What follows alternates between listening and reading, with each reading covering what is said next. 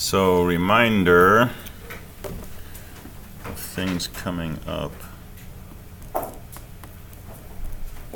So, your SLP upload is due on the 26th of November.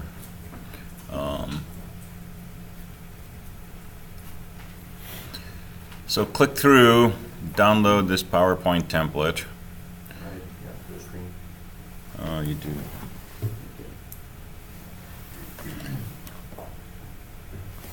All right, so click through, download the PowerPoint. And this is a template for what you want to submit through Canvas. So put, your project title, current date, your name, anybody else who's working with you goes on the next line. And then basically, your goal for the first quarter here was to basically try to figure out exactly what you want to work on. So you start with an initial idea and you've been doing some research into it and maybe trying some development in that area and hopefully refining your idea, pinning down specifics. And the goal by the end of this quarter is to hopefully have a pretty solid idea of what your project is in terms of what are we trying to do, what's the scope of it, how much are we going to do, how much is out of scope, what's our approximate timeline, right? Milestones, deliverables, things like that. And some details of your proposed solution, applications, things like that. So you can tweak these titles if you like, right? I ask that people stick to this format, this layout, right? The colors, the logo, things like that. But if you want to add other types of information or remove some things, right? Whatever makes sense for where your project is and what you're working on. But the goal is to have a one-page poster that basically is a synopsis of your project up to this point. And then that last Tuesday of the quarter during the expo over in the digital lounge, you'll be at a table, you'll have your poster sitting next to you at the table, and people can come around and look at it, get a basic idea of what your project is, and then they can start talking to you about details and such. So it's really kind of an initial sort of grab people, pull them in, get them to talk to you about it. So this is a 2-page PDF. There's instructions on the second page. Cut those off, right? Just delete that page. Fill in this, save it as a PDF, upload it through Canvas, and then we will send these to the printer, have them printed on 11x17 cardboard, and we'll have those available for you at the start of the expo, that last Tuesday of the quarter. So you can pick them up, take them to a table, and go from there. Does that make sense? So I only need one of these per group, okay? But make absolutely sure that everybody's name is on the top, because I'm going to take one of these per group and give credit to everybody in the group for the poster. So if you leave someone off, they don't get credit. But I'd rather not have everybody submit these, because then I have to sort through them and figure out which ones are duplicates. So one per group is best. All right, any questions about that?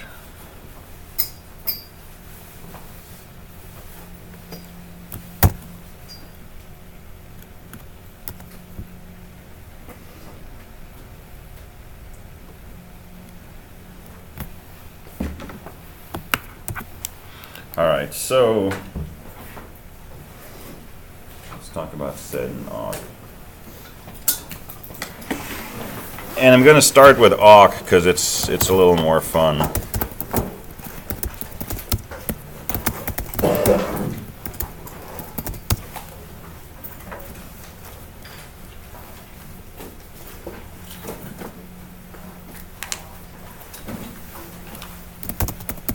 And I'm mostly going to play around with a file of foods.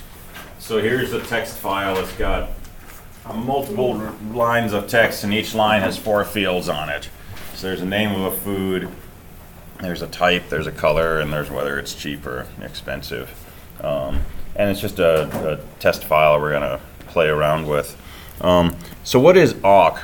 And Awk is actually Gawk, but Awk is just sort of alias to Gawk. Gawk is GNU Awk, but I just call it Awk. So basically, we say awk some program, and the name of some file.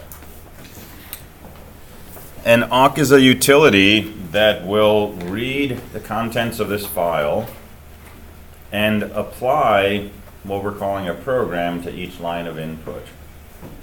So as it's reading this file, it's running some little program, and this program typically produces output. Okay, we're going to go through tons of examples, so this will get less abstract in a few minutes, but we'll stay abstract for now. So awk, a program, which is usually just something put inside single quotes, and then the file that we want to process. So this program has the following syntax. It's basically a pattern, and then in curly brackets, some sort of action. So the basic setup is read a line from the file, compare that line to whatever this pattern is, and if it matches the pattern, perform this action. Then read the next line from the file, see if it matches the pattern, and if it does, perform the action. And keep doing this. And we can have multiple lines in our program, so multiple patterns that it will compare against, and any pattern that it matches, it'll perform the corresponding action.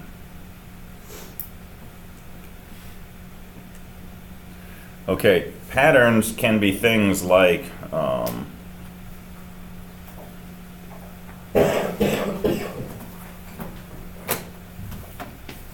so we can say $1 equals quote something.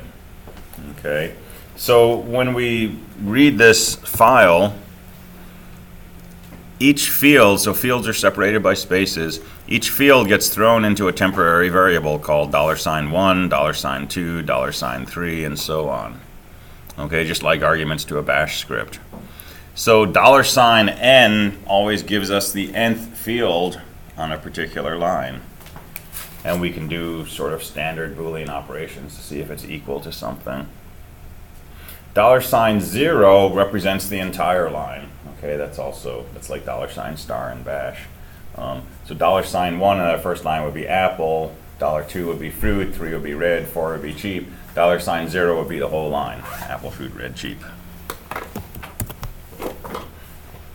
So we can do patterns like this. We can do a magic pattern called begin. And begin is a pattern that always matches before we start pulling anything in from the file.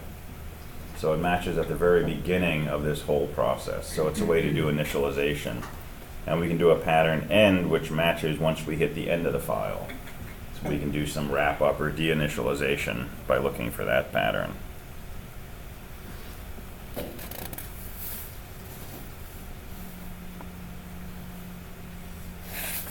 We can also say something like $2 / and then put a regular expression in here. And this says if field 2 matches this regular expression.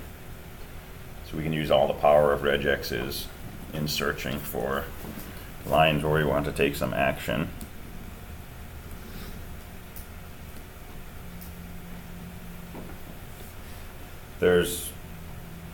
We can make general variables.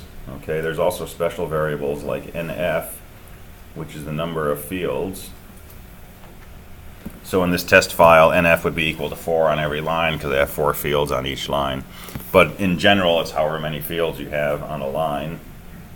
nr is the record number. This tells you how many records you read in from the file, how many lines you read in from the file. So it's basically a line number.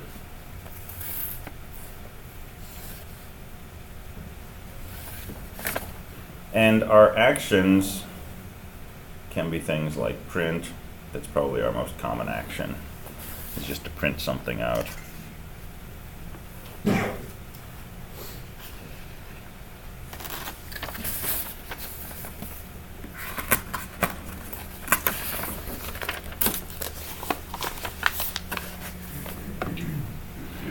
And usually this program is just written as an argument, so inside single quotes. But sometimes you want a program that has multiple lines to it, and an easier way to specify a program like that is to use a file. So we can say awk-lowercase f, and then we can put in the name of a program file. So this is a text file containing multiple lines of a program, and then the file that we want to process. And if you don't specify a file, it just processes standard in, like most things in Unix.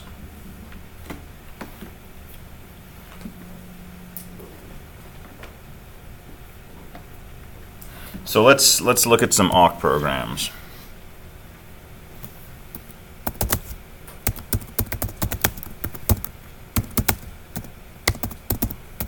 So here's a program that just says curly bracket print $0. So I said a program is a pattern followed by a curly bracket followed by an action. If you don't specify a pattern, every line is going to match, and it's going to perform this action on every single line of your input. So here I'm basically just saying read the contents of foods, and after each line print out the entire line. So this will basically give me a copy of my foods file, and it just prints out each line. Now if I said print $1, this will read each line of my file. It matches since there's no pattern specified, and it will print out field 1, which is the name of my food. All right, so I just get a list of names.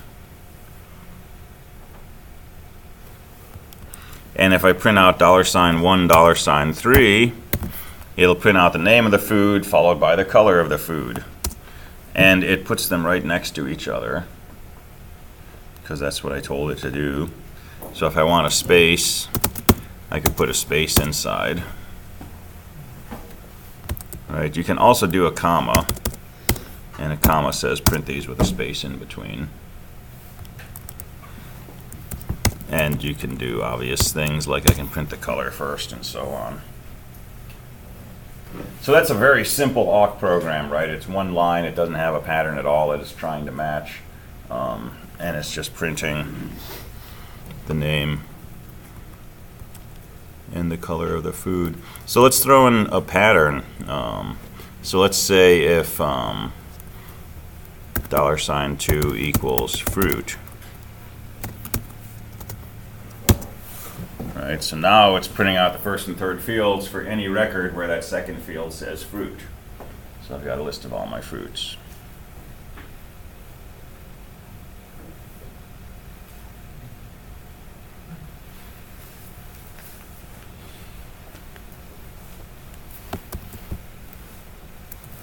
I could do a pattern like $1 ~O, which says if the first field matches the regular expression O. So what kinds of things match a regular expression which is just the single letter O? Anything with an O, it doesn't matter where it occurs in the field. If there's a letter O anywhere in the name of the food, this pattern should match, and it should go ahead and take this action and print out the name and the color of the food. So OJ, shortbread, Oreos, etc.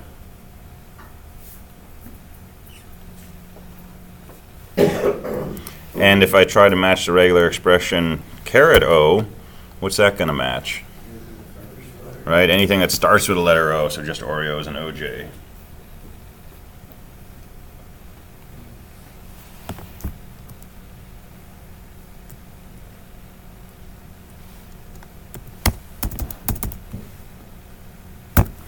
Or I can match $, $, what's that going to match?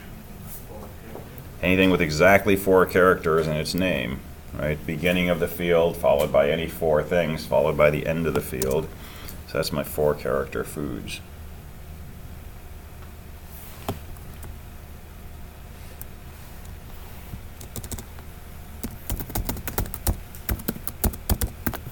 Right, I could also have done length of field 1 equals 4 and get exactly the same thing.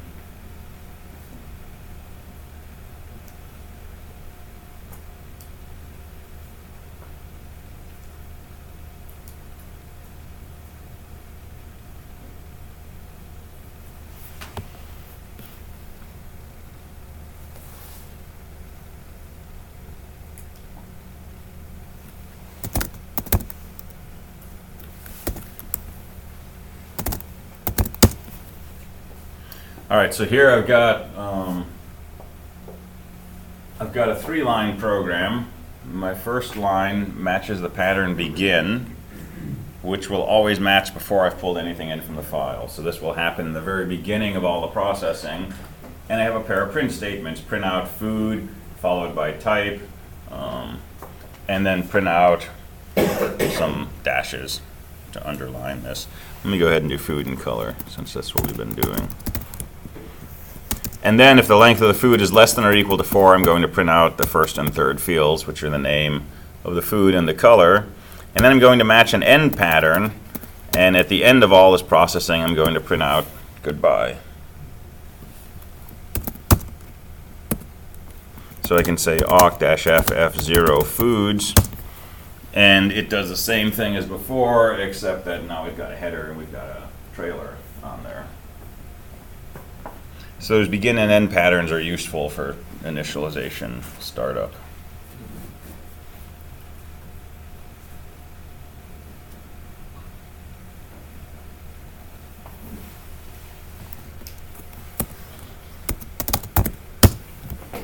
All right, so here's another file, another program, printing out a header in the beginning, and then my one real statement in the body of the program, it matches any pattern, and it says print NR followed by a space followed by $0. So NR is the number of the record. Okay, that's the line number. So I'm asking it to print out the line number, a space, and then the entire line. And if I run this, I get my original file with line numbers in the front, plus a 2-line header.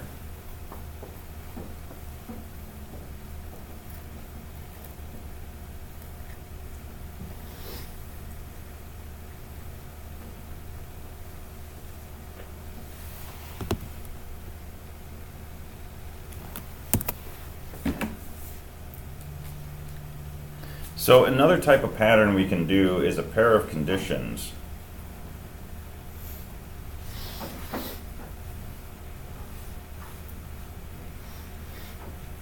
With commas in between. So we have an on condition, comma, and off condition. So here's the way this works. It starts reading from the file, and it basically says you do not match this pattern until this on condition is satisfied. When this on condition is satisfied, that current line is considered to match.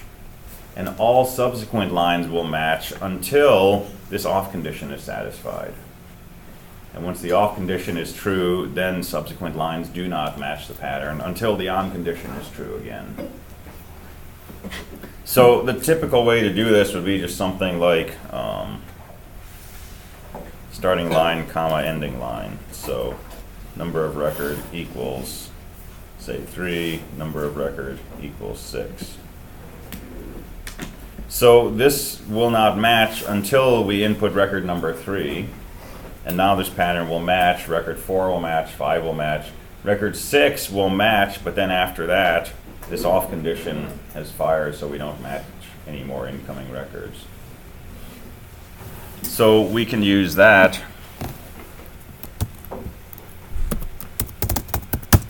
with something like this. So let's start matching at record 3, let's stop matching after record 6, and let's print out the record number, a colon, and the line of the file. So we get records 3 through 6.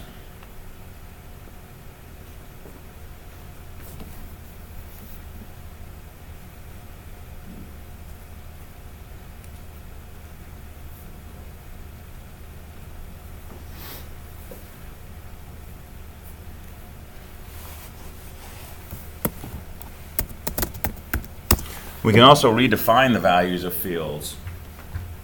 So here I have a 1-line program. There's no pattern, so it matches every line of input. And it's an if-then-else statement. So if the 4th field matches the regular expression cheap, I'm going to change the 4th field to say under $2. Otherwise, I'm going to change it to say over $2. And then I'm going to print out all the records on the line that's $0, and $4 will have been replaced accordingly. All right, so I've just replaced that last field with some other text.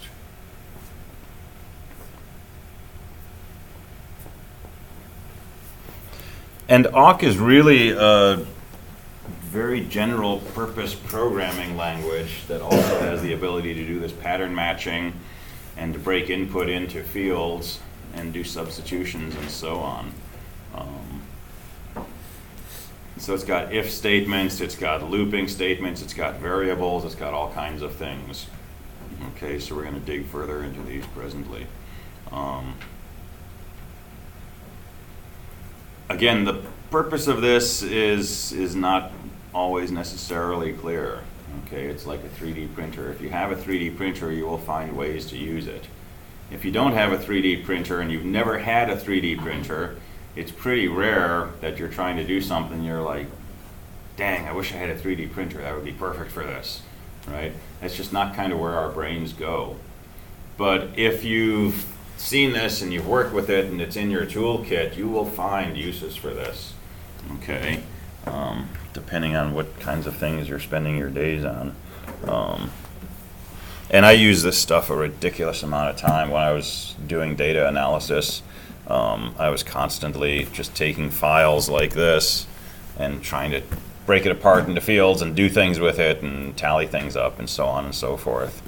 And all the world becomes an awk problem. All right, so here's a little more interesting looking program. So at the beginning of input, we do two things. We set this variable cheap to 0 and we set this variable expensive to 0. And then on each line of the input, we don't have a pattern. We have to match the fourth field containing the word cheap. And if it matches that, then we increment this variable called cheap. And if the fourth field matches spendy, then we increment this variable called expensive. And then at the end of our input, the end pattern matches, and we do these two print statements. So we can do printfs with %ds and so on. So we're going to print out the values of these variables, cheap and expensive. And if we run this, it gives a tally of our foods by price.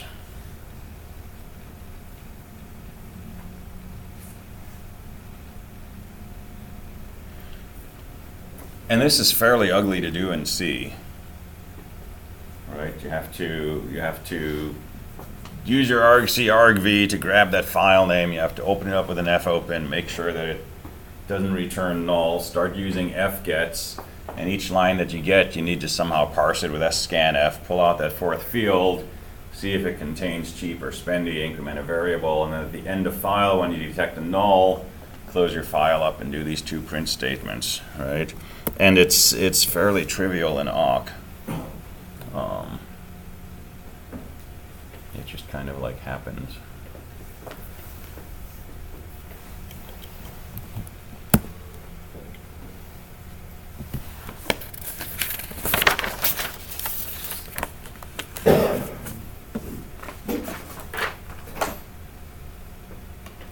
Okay, so let's go slightly crazier.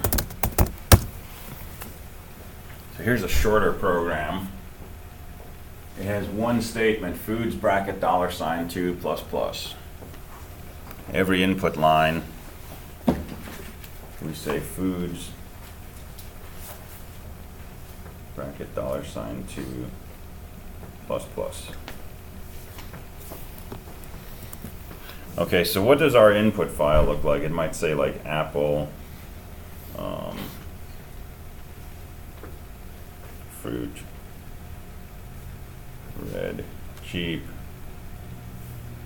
burger, meat, brown, cheap, depending where you go, banana, fruit,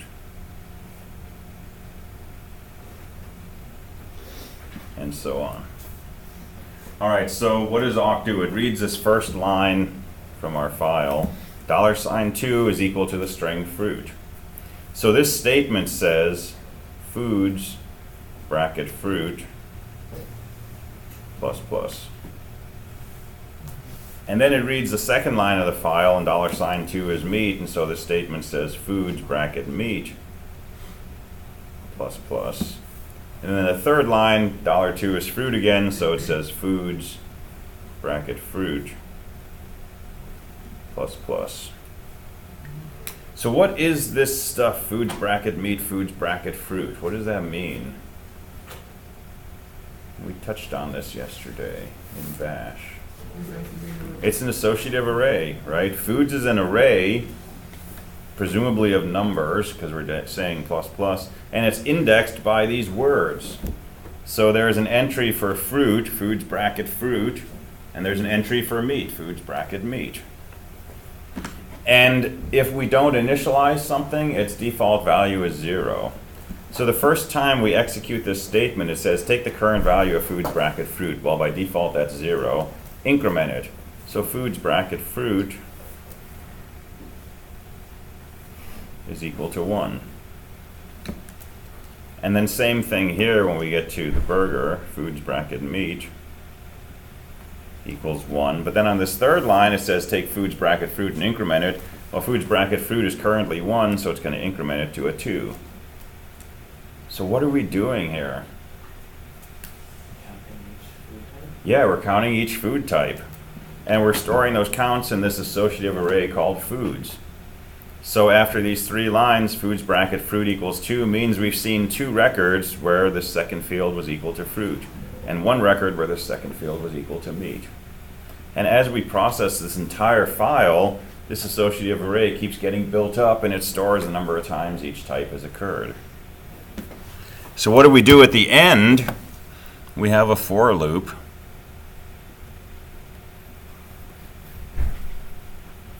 So for food type in foods, foods is an associative array. And in awk, when we say for variable in array, it basically says let's iterate. And each time through, we're going to set food type to another non-zero element in this array. So it might be that the first time we go through, food type would be fruit, and the next time food type would be meat. And if this was everything we had set up, that would be the end of the for loop. And again, the order is effectively random. But this will iterate where food type, the variable, will be equal to each food that's associated with something non-zero. And so for each of those, we're going to do a printf statement. We're going to print out food type, right, as a string, and then we're going to print out the entry from our array foods at that index as an integer. And so if we run this, right, we get a count of how many times each type of food appears.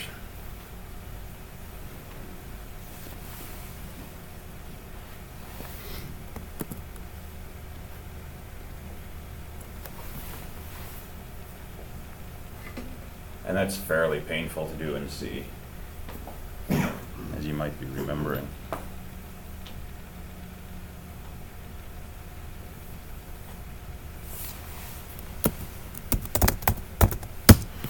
Now here's almost exactly the same program, except instead of saying foods bracket $2, I'm saying foods bracket $2 dash $3. Exactly the same behavior, except what I'm using to index my count array foods is a new string which contains the type of the food, a dash, and the color of the food. And so this is going to give me a tally of pairs of type and color. So I have 2 unknown pink foods, right, hot dogs and Spam, 2 dark drinks, 2 yellow fruits, and 1 of everything else.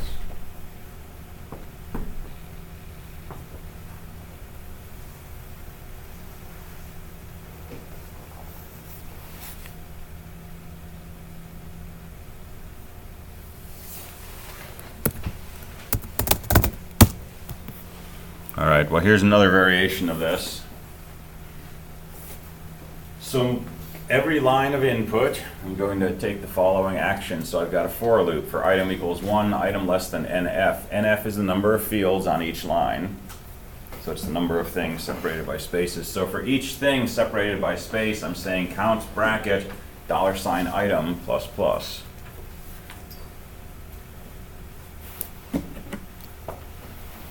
So what does this do?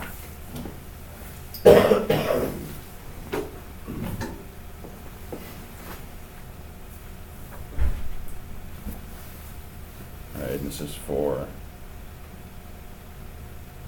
equals 1 to number of fields. So what happens? We start off, we set item equal to 1, and we say counts bracket $1 plus plus. Well, $1 in this case is equal to apple, so this is actually saying counts bracket apple plus plus. So it's recording the fact that we had the word apple one more time. And then item will equal 2. This will say count bracket $2, and $2 is fruit, so this will say count bracket fruit. So this is doing a word index. And each line of our file that we read gets broken up into the individual fields, and for each field we add 1 to the tally. That's the counts array. We add 1 to the tally for that word. And then at the end we're going to do another for loop, and we're going to say for every word in this associative array, print out the count followed by the word itself.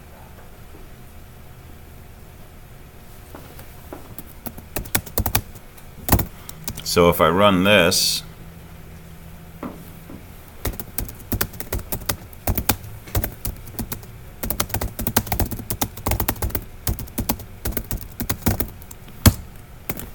right, gives me a word index. I only did one line, we could do multiple lines. So that's the number of times that each word occurred.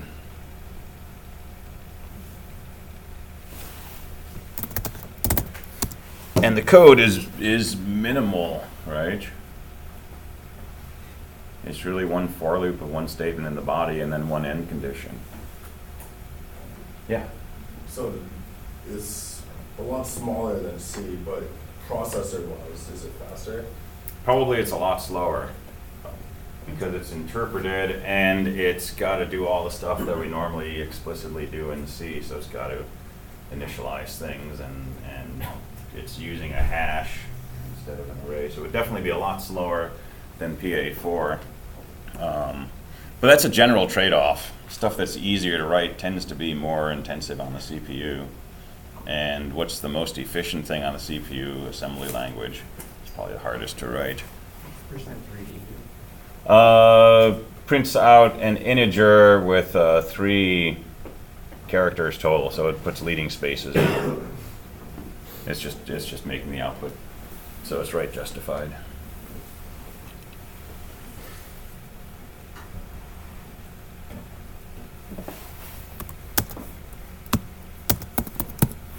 Right, so I can run this on War and Peace, and there's the number of times each word occurs in War and Peace. I didn't know War and Peace talked about bits. That's pretty cool.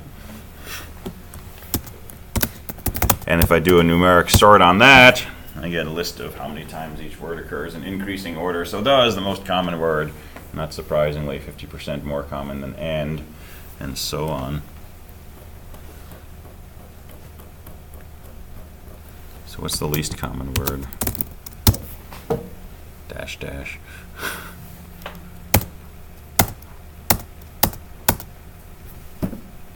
Abacus occurs once. Right? So that's pretty cool.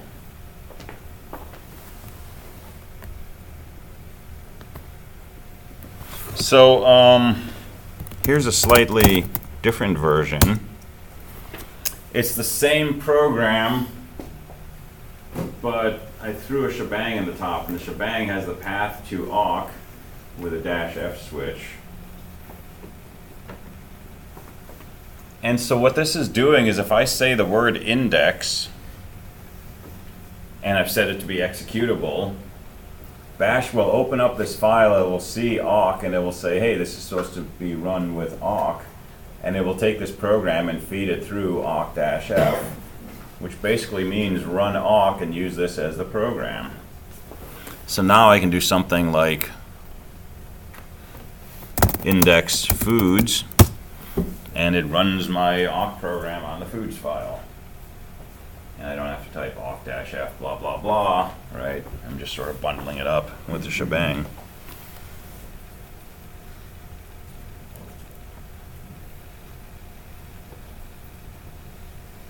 All right, so this can be glorious or horrifying.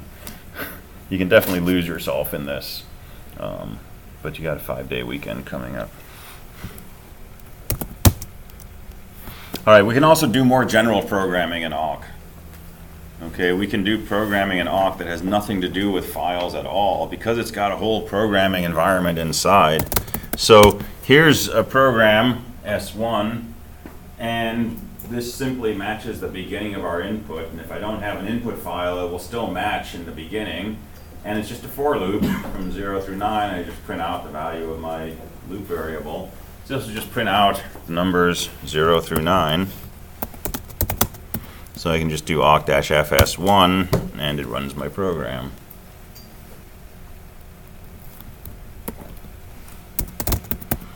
So here's another program. I have a running sum that I initialize to 0, and then in my for loop I add consecutive integers. And at the end of the loop I print out the value of that running sum, and this just prints the sum of the numbers from 0 through 10.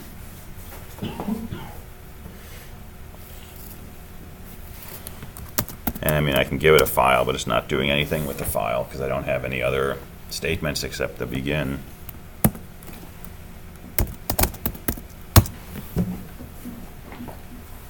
So here's my final program. So I run A from 3 to 1,000, 1 minus 2, and basically divide by B, where B is consecutive odd numbers, and I look to see if B divides A.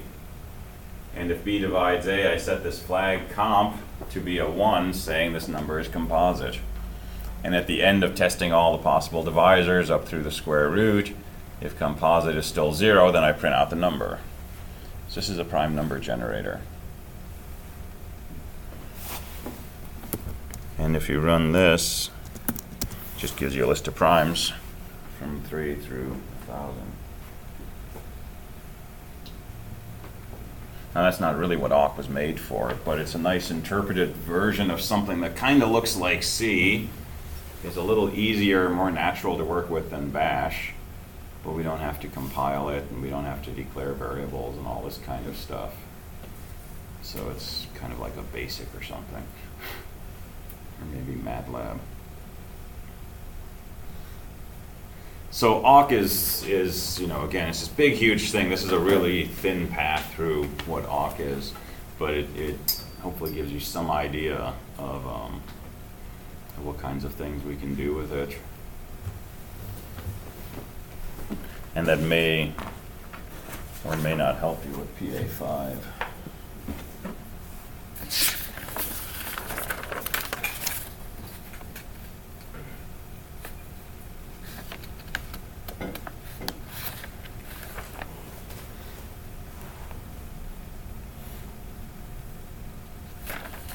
So there's more I want to say about Awk, but I want to talk about SED for a few minutes because there's some SED that will definitely help you with some stuff in PA5, maybe.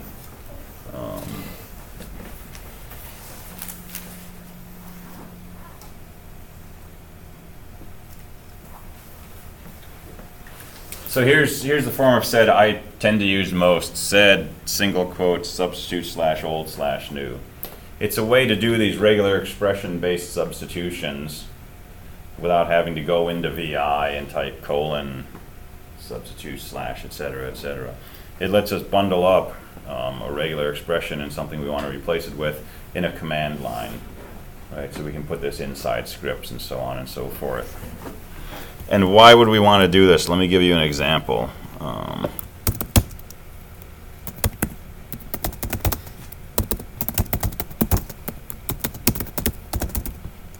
So let's say you're trying to get a date from the user. So you do your Zenity -- calendar and you save the result in a variable D. So we'll just pick this up. And D is November 20th, 2018. Okay, if you're getting fancy and you want to do things like, say, you know, the longest you can stay at your destination is 3 weeks, or you're not allowed to depart before, you know, after your arrival date, or you're not allowed to depart in the past, or things like that. If you want to do some sanity checking on these dates, it's really useful to be able to take something like this and turn it into three variables that tell you what the current month, day, and year are. And then you can start doing arithmetic, right? So you can see if the year is less than the current year and so on and so forth. So we've got a variable like this. And what we'd like to do is turn this into a month, which is 11, a day, which is 20, and a year, which is 2018. And we can do this really easily in SED. So if we have a string like this,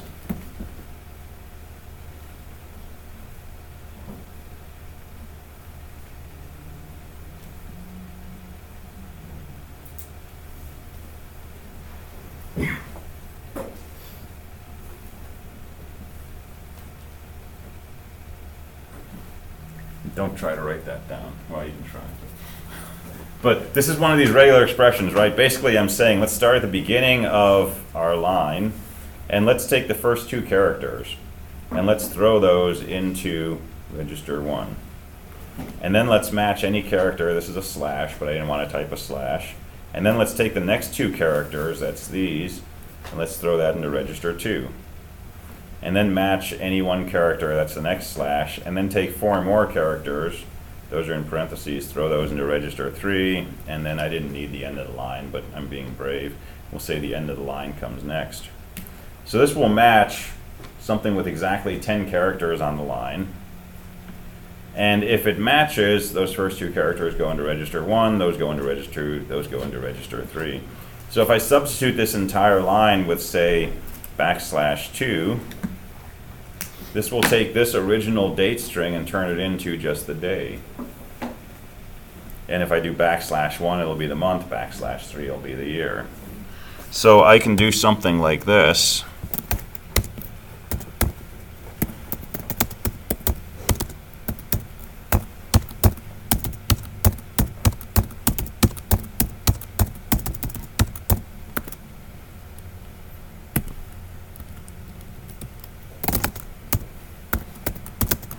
So I'm going to echo the value of D, that's our date string. I'm going to pipe it into SED, and I'm going to say substitute all of this stuff with, let's just substitute with \2.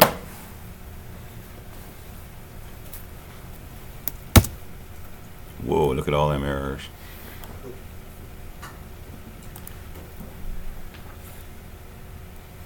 I forgot my \/ at the end. And now if I look at day, it's the 20th.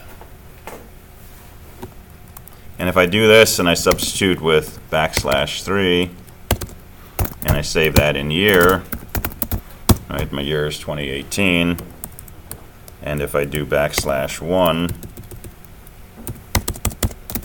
and I save that in month, right, my month is November 11.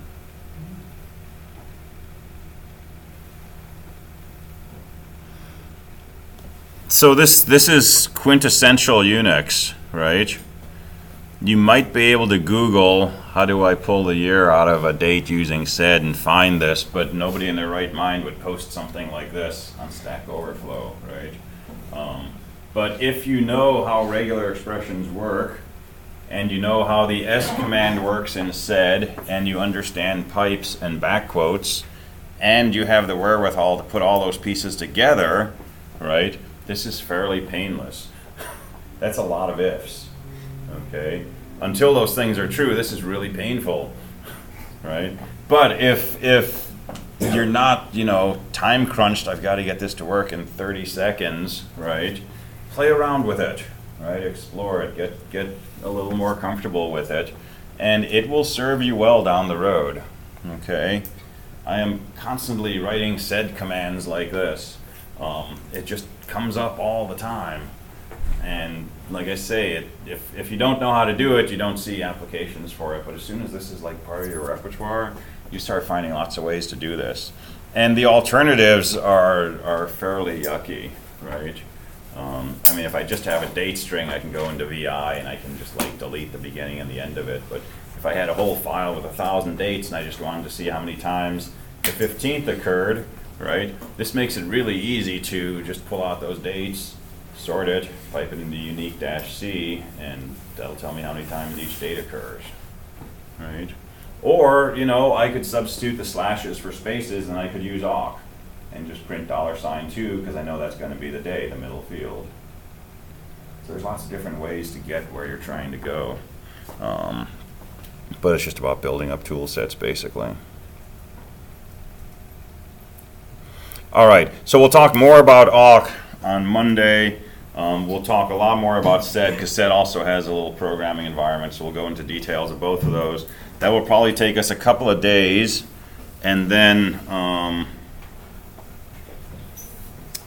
probably going to talk about processes and look at how we create processes and manipulate processes from a C program. So how do we actually make new processes, and how do we set up communication between them? And that'll probably take us to the end of the week, PA5, and then we'll be in week 11 the following week, so that'll be just kind of wrap up and review and final questions. And then we're done, and then we're on to 222 several weeks later. All right, so have a fantastic break, and I will see you next week.